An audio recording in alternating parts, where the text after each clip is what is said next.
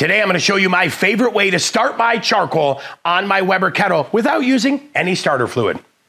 Starting my charcoal on the Weber kettle is very easy, right? I need a couple things. I need charcoal, I need a chimney because that's going to speed up that ignition time, and then I need some of the Weber lighter cubes as well. So we've got everything we need. Let's head out to my kettle. Let's show you how we get charcoal started in a hurry and get up and cooking a lot faster.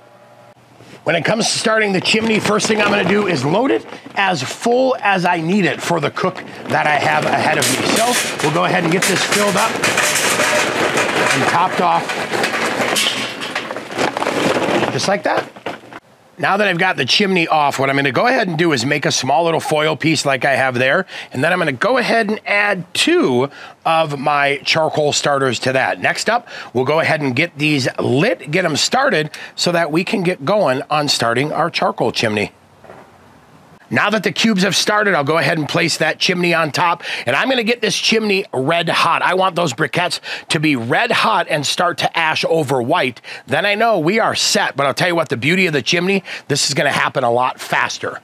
Here we are right at that 20-minute mark, and you can see that ignition smoke is minimal. We're starting to build up some nice red embers. My guess is 5 minutes longer, and we'll be ready to pour this in and get cooking.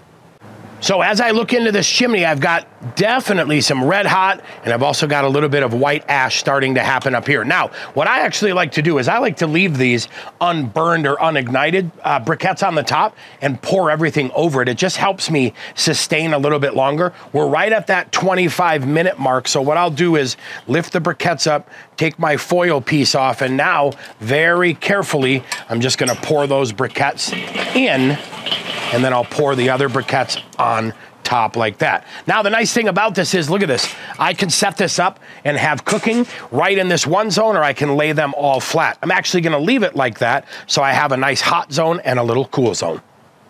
So now we go ahead and adjust the bottom. We'll go ahead and add our grill grate on there, add our cover, and adjust that as well. And now, guess what? We're ready to cook.